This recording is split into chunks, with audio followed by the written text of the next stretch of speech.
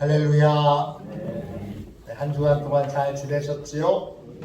2층에서 예배 드리시는 분들, 또 3층에서 예배 드리시는 분들, 또 영상으로 예배 드리시는 분들 사랑하고 축복합니다. 오늘은 자녀 구원의 사명, 자녀 구원의 사명, 이런 제목으로 같이 은혜를 나누겠습니다. 지난주 월요일부터 목요일까지는 강화 남지방 목회자 수련회가 제주도에서 있었습니다. 우리 장로님, 권사님, 집사님 기도해 주시고 또 교회를 잘 지켜주셔서 감사드립니다. 덕분에 잘 다녀왔습니다. 이번 수련회는 목사님들이 저마다 주제를 가지고 제주도를 여행하는 것이 이 수련회의 프로그램이었습니다. 저는 뭘 할까 하다가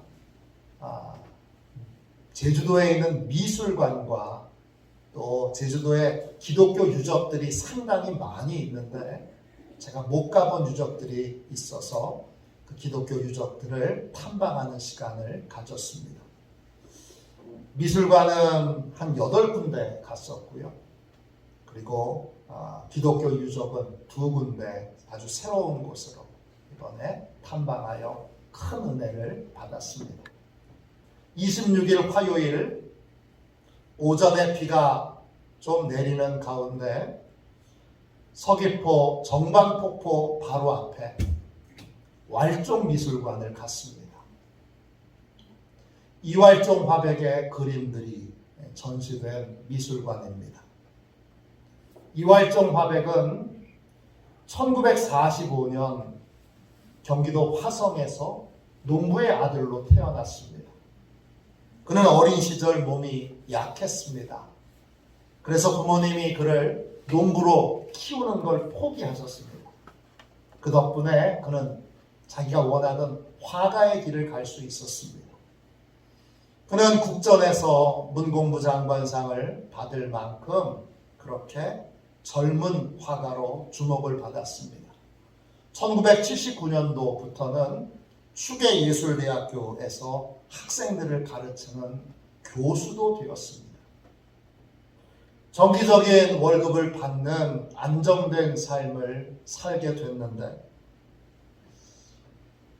그림은 그릴 수 없게 되었습니다. 대학에서 학생들을 가르치고 크고 작은 업무들을 하다가 집에 돌아오면 밤이 되고 그때 붓을 들어서 그림을 그리려고 하니 많은 생각이 들었습니다. 어느 날 밤에 붓을 들고 그림을 그리다가 문득 이런 질문을 하게 됐습니다. 이게 과연 내가 진짜 원했던 삶인가?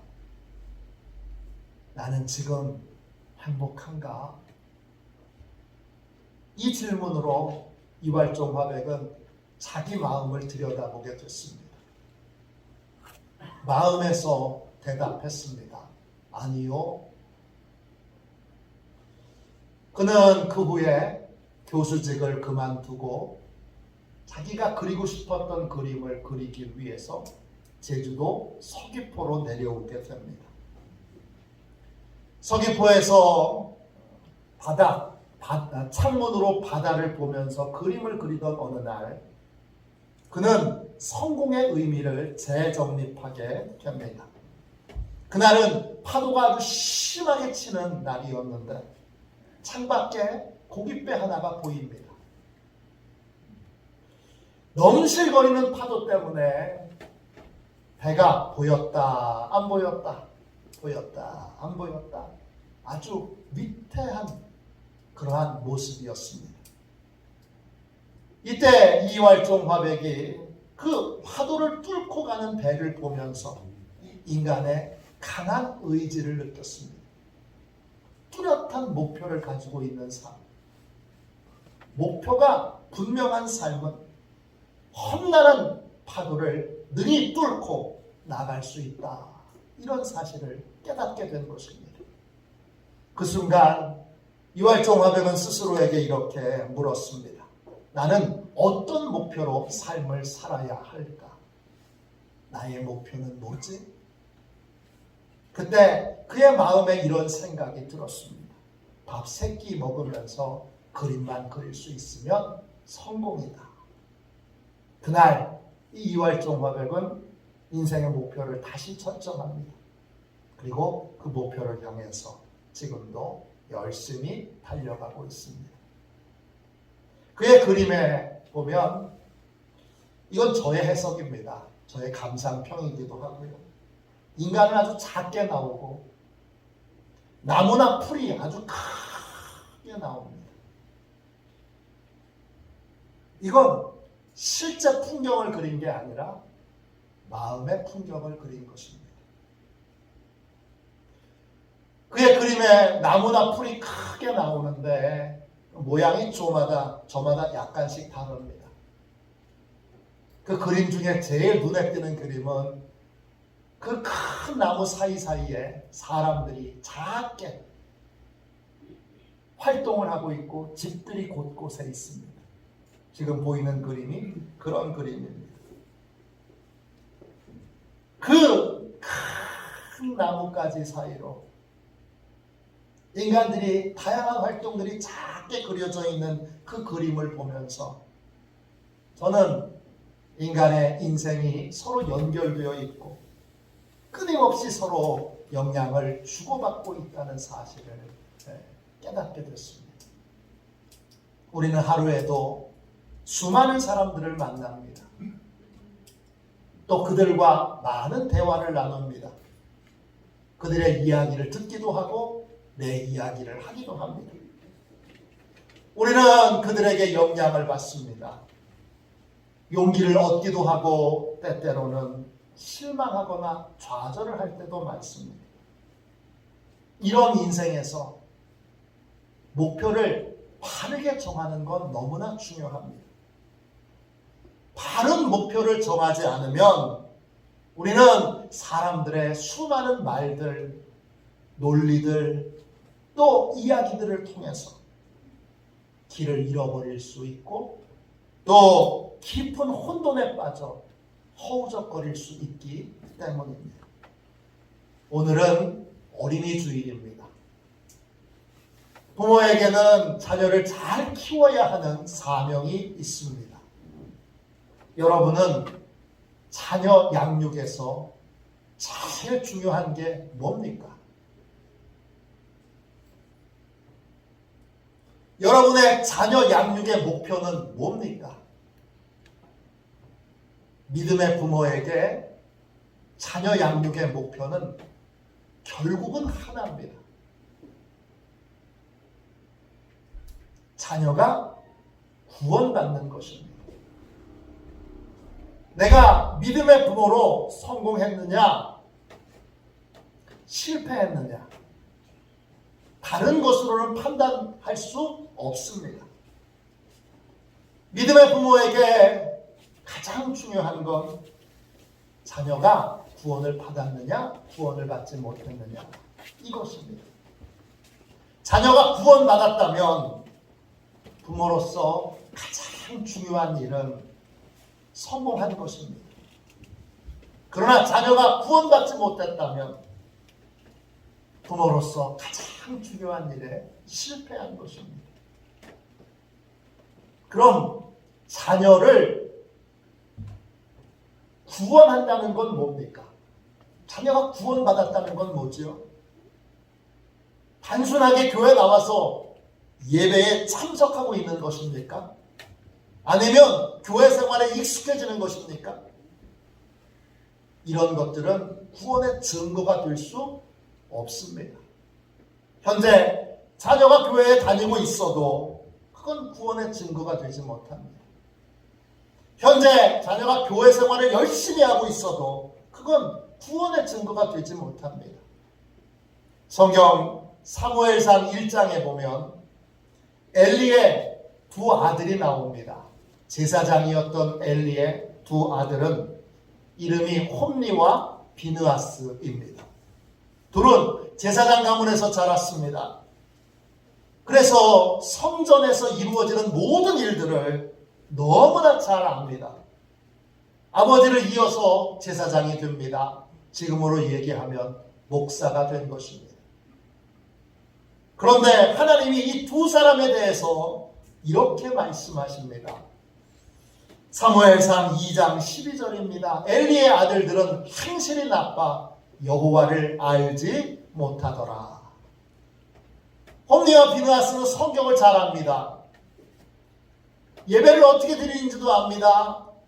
또 예배를 인도하는 교회의 성전의 지도자 역할을 하고 있습니다.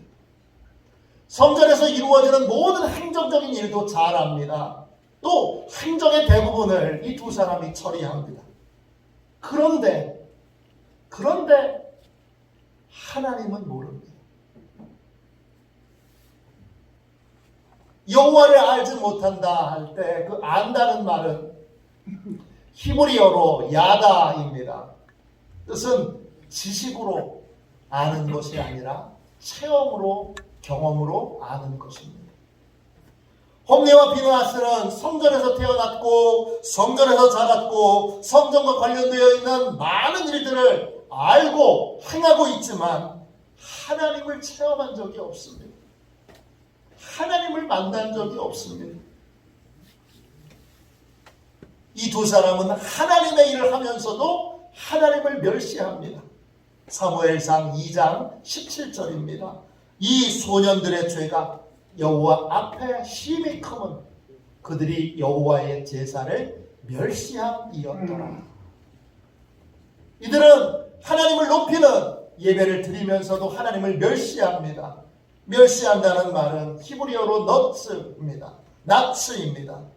뜻은 얕본다, 모독한다, 거절한다 이런 뜻입니다. 하나님을 멸시하면 하나님을 얕보게 되고 하나님을 얕보게 되면 하나님의 말씀을 거역하고 거절하게 됩니다.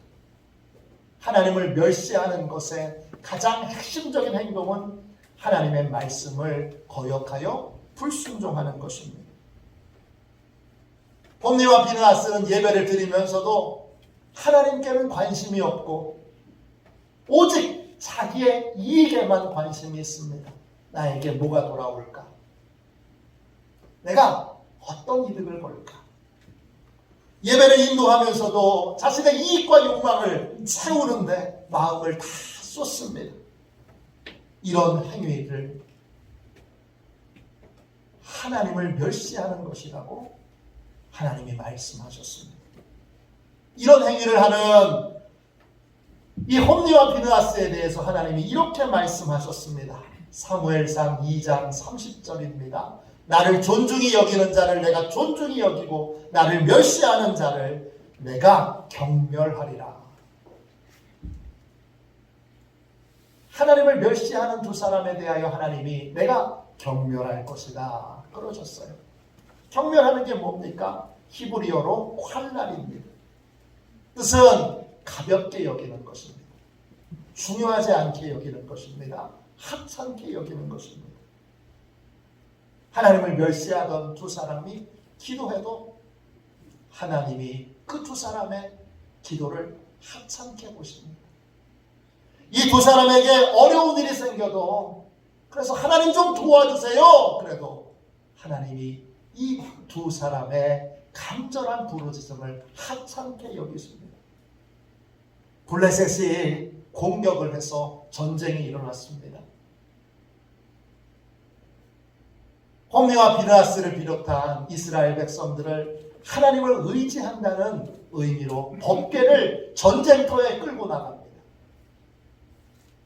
법궤가 있으면 하나님이 지켜주시고 법궤가 있으면 하나님이 이 전쟁에서 승리하게 해주시겠지 그렇게 생각하고 하나님을 존중히 여기는 마음 없이 하나님을 멸시하던 이들이 어려우니까 급하니까 법궤를 들고 전쟁터에 나갑니다. 어떻게 됐을까요? 법궤를 들고 나갔음에도 불구하고 그들은 블레셋에게 패하게 됩니다. 법궤는 치욕스럽게도 블레셋 군대에 빼앗기게 됩니다. 그리고 홈리와 비느하스는 블레셋 군대에게 죽고 맙니다. 두 아들의 소식을 눈이 빠지게 기다리고 있던 엘리 제사장은 두 아들이 죽었다는 소식을 듣고 너무 충격을 받아서 의자가 뒤로 넘어가서 목이 부러져서 죽었습니다. 비느하스의 아내는 임신한 상태에서 거듭해서 충격적인 소식을 듣습니다. 전쟁에서 패했습니다. 법궤를 빼앗겼습니다. 당신의 남편이 죽었습니다. 당신의 시아버지도 죽었습니다. 이 거듭된 끔찍한 소식을 들은 엘리의 며느리 비느하스의 아내는 아들을 낳고도 기뻐하지 않습니다. 모든 소망이 다 사라졌다는 걸 이 여인은 잘 알았기 때문입니다.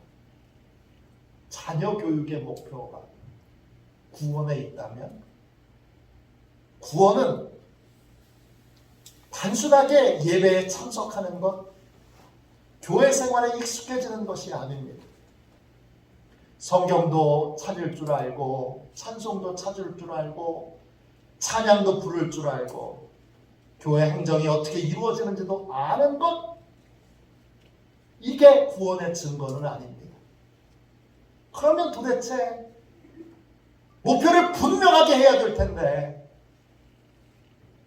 자녀가 구원받았다는 가장 확실한 증거는 무엇입니까? 그 구원의 확실한 증거가 오늘 본문에 나옵니다. 오늘 같이 읽은 말씀은 데살로니가 후서입니다. 데살로니가 후서는 바울이 보낸 두 통의 편지 중에 하나입니다. 데살로니가 교회는 당시에 두 가지의 큰 어려움이 있었습니다. 첫 번째는 외부적으로 신앙에 박해가 있었습니다.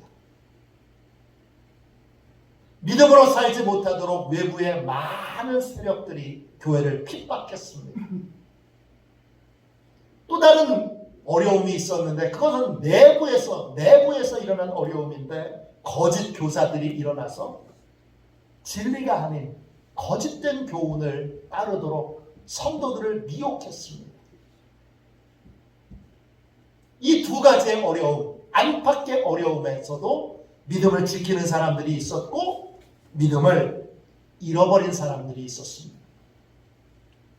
믿음을 지킨 사람들은 외부의 핍박과 내부의 미혹에도 불구하고 어떻게 믿음을 지킬 수 있었을까요? 반대로 믿음을 잃어버린 사람들은 왜 믿음을 지킬 수 없었습니까? 그 이유가 오늘 본문에 나옵니다. 데살로니가 후서 2장 9절 10절을 보십시오.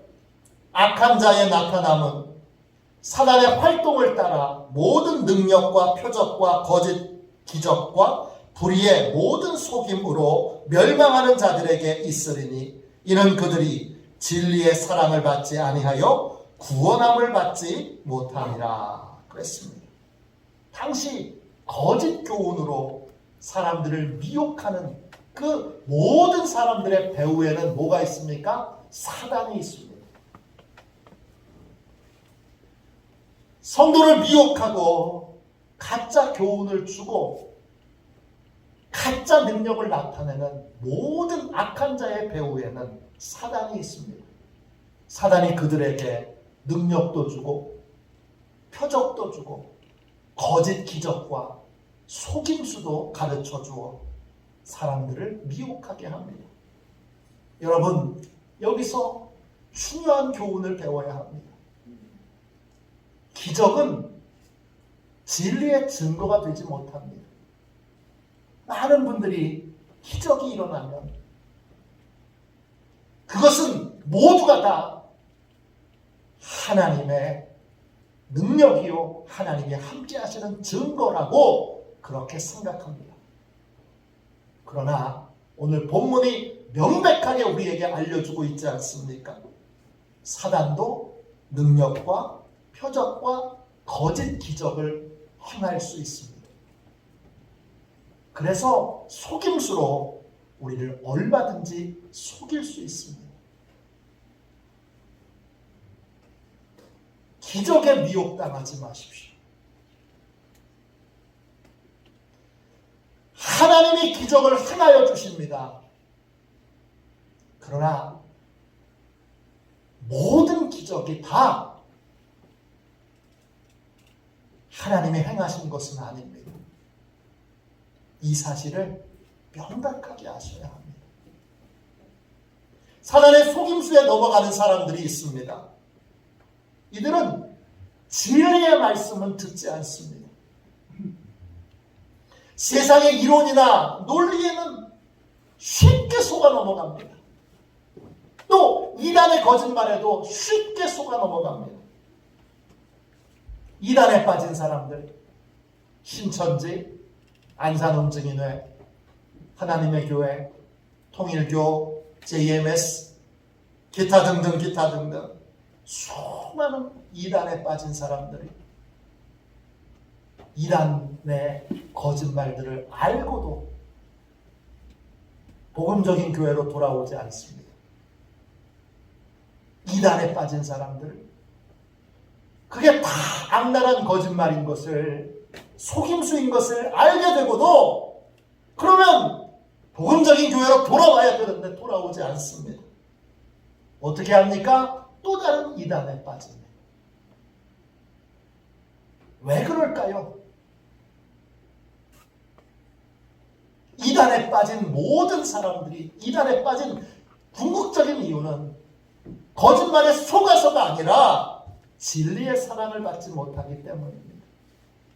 오늘 본문이 그걸 우리에게 알려주고 있습니다. 10절 끝에 보세요. 이런 그들이 진리의 사랑을 받지 아니하여 구원함을 받지 못함이라 그랬습니다.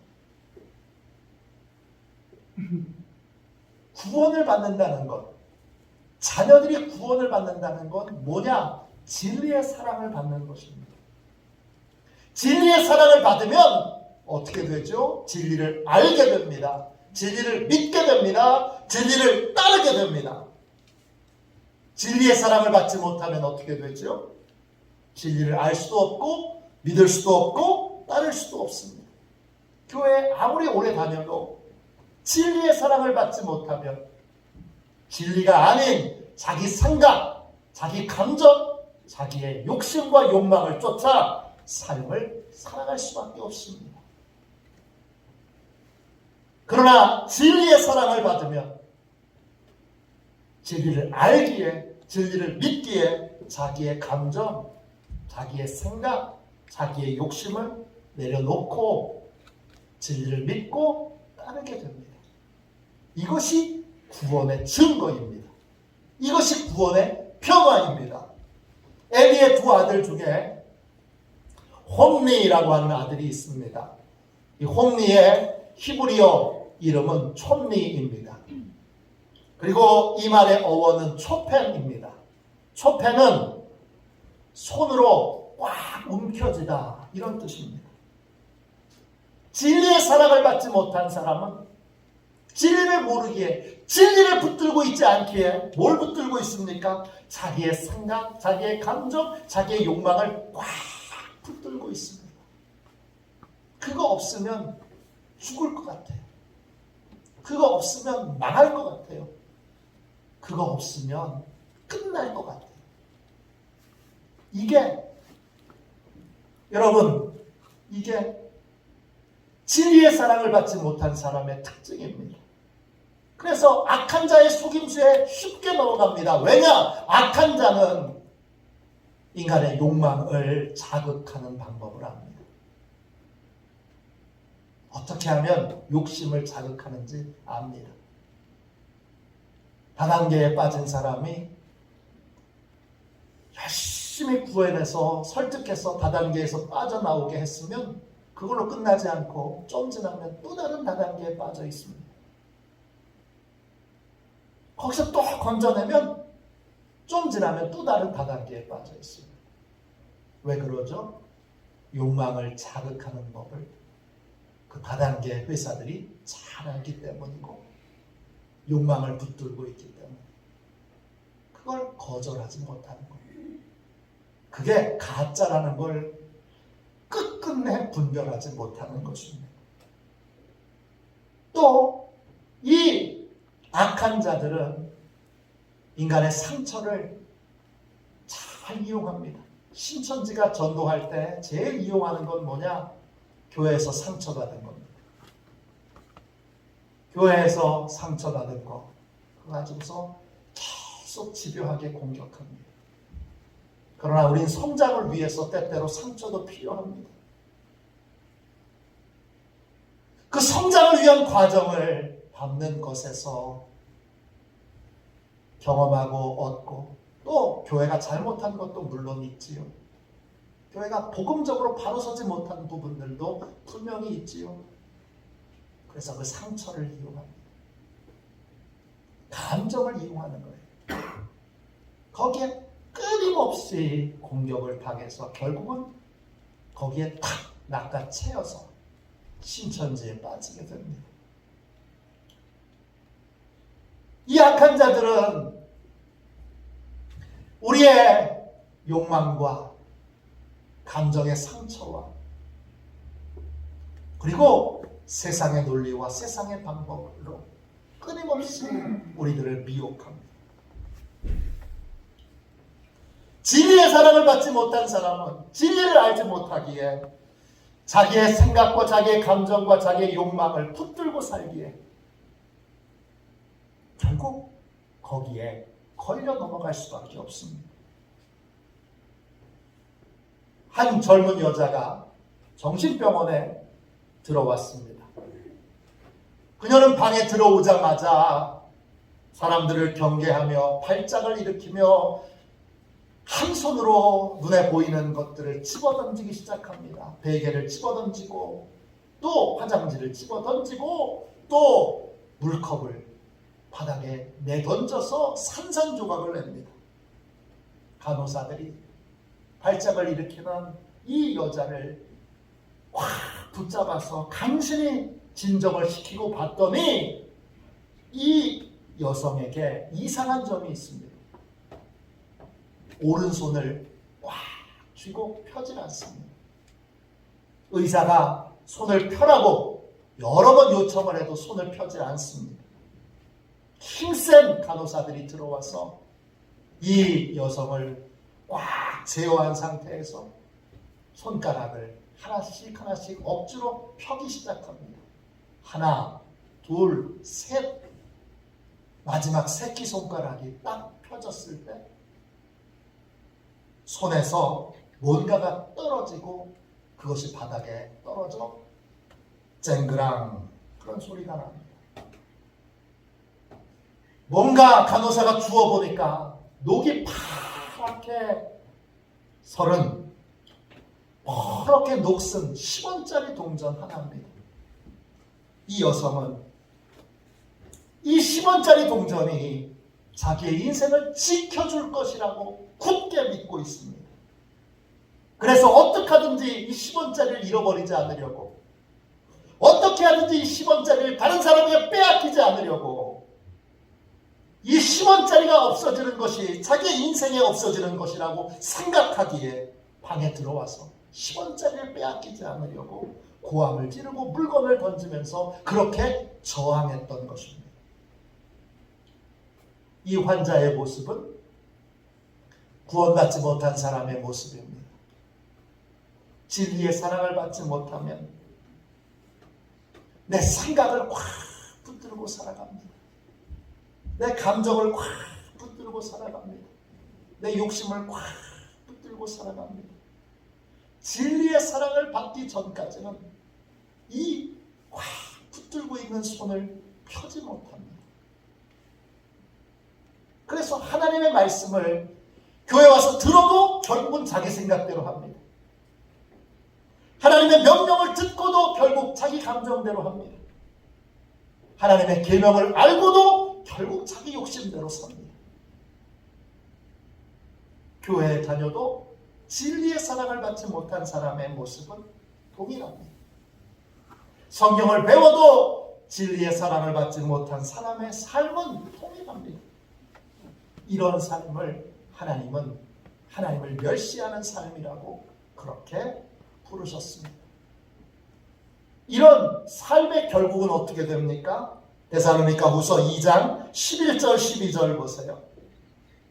이러므로 하나님이 미혹의 역사를 그들에게 보내사 거짓 것을 믿게 하심은 진리를 믿지 않고 불의를 좋아하는 모든 자들로 하여금 심판을 받게 하려 하심이라 그랬습니다.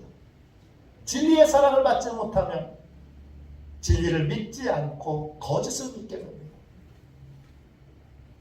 진리의 사랑을 받지 못하면 진리를 사랑하지 않고 불의를 사랑하게 됩니다. 그 결과 하나님의 심판에서 구원받지 못하고 하나님의 심판을 받게 됩니다. 그럼 도대체 어떻게 해야 진리의 사랑을 받을 수 있습니까? 어떻게 해야 내가, 우리 자녀들이 진리의 사랑을 받을 수 있습니까? 8절에 그 해답이 나와 있습니다. 8절 보세요. 그때에 불법한 자가 나타나리니 주 예수께서 그 입의 기운으로 그를 죽이시고 강림하여 나타나심으로 패하시리라. 그렇습니다. 예수님께서 그 입의 기운으로 불법한 자를 죽이시고 패하십니다. 이때 그 입의 기운이라고 하는 말이 우리말 번역으로는 입의 기운으로 되어 있는데 헬라어 원문은 다르게 되어 있습니다. 그 입 할 때 그 입은 헬라어로 스토마입니다. 뜻은 입이라는 뜻도 있지만 말씀이라는 뜻도 있습니다. 그리고 입의 기운 할 때 그 기운은 헬라어로 푸뉴마입니다. 영입니다. 성령을 뜻합니다. 즉 입의 기운으로 죽이시리니 그 입의 기운으로 그를 죽이시고 강림하여 나타나심으로 패하시리라 할 때 그 입의 기운은 말씀의 영이신 성령님을 뜻합니다. 성령님은 말씀의 영이십니다. 말씀의 영이신 성령님이 우리에게 역사하실 때 그때 우리는 진리의 사랑을 받게 됩니다. 말씀의 영이신 성령님이 역사하시는 가운데 말씀을 들을 때, 말씀을 읽을 때, 말씀을 공부할 때, 말씀을 연구할 때, 말씀을 묵상할 때, 말씀을 암송할 때 그때 우리 안에 정화와 치유가 일어납니다. 말씀에 대하여 반역했던 우리의 영이, 하나님의 말씀을 무시하고 업신여겼던 우리의 영이 성령님의 역사를 통하여 정화되고 또 치유됩니다. 그래서 말씀을 무시하고 반역했던 것들을 회개하고 하나님께로 돌아오는, 말씀을 존중하여 말씀을 이제 믿고 따르는 그러한 삶으로 변화됩니다. 하나님의 말씀이 삶의 원칙이 되지 않고 삶의 기준도 되지 않고 그래서 하나님의 말씀을 믿지도 따르지도 않던 사람이 성령님이 역사하시는 가운데 말씀을 듣고 말씀을 배울 때 그때 말씀을 깨닫고 말씀에 순종하는 순종의 역사가 나타나게 됩니다. 예수님께서 불법을 행하는 자, 타역한 자들을 회개시켰던 그 원동력과 방법은 성령의 역사였습니다. 오직 성령님만이 진리의 사랑을 받게 합니다. 우리 자녀가 설교를 들을 때, 우리의 자녀가 성경을 읽을 때, 우리의 자녀가 성경을 공부할 때 반드시 성령님이 역사하셔야 됩니다. 일하셔야 됩니다. 자녀 구원의 사명은 성령님을 통하여 자녀들이 진리의 사랑을 받게 되는 것입니다. 진리의 사랑을 받을 때에만 진리를 알고 진리를 믿고 진리를 따르게 되기 때문입니다. 그러므로 부모는 늘 자녀들에게 성령님이 역사하시도록 간절히 기도해야 합니다. 설교를 들을 때마다, 성경을 읽을 때마다, 성경을 공부할 때마다 성령님께서 역사하시도록 간절히 부르짖어 늘 기도하고 있어야 합니다. 말씀의 영이신 성령님이 역사하시지 않는 한 부모가 아무리 설득해도, 아무리 애원해도 아무리 외쳐도 소용이 없습니다.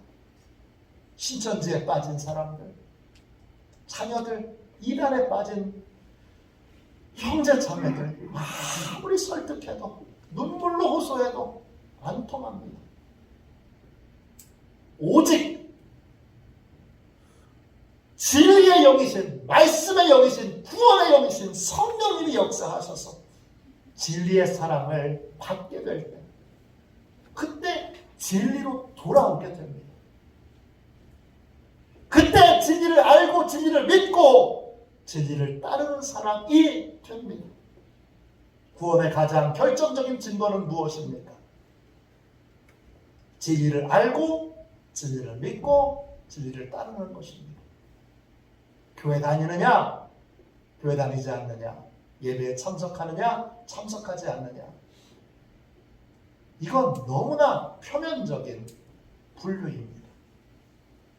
진리를 알고 진리를 믿고 진리를 따르는 사람이냐, 교회에 다녀도 진리를 믿지 않는 사람들, 진리를 따르지 않는 사람들이 있습니다.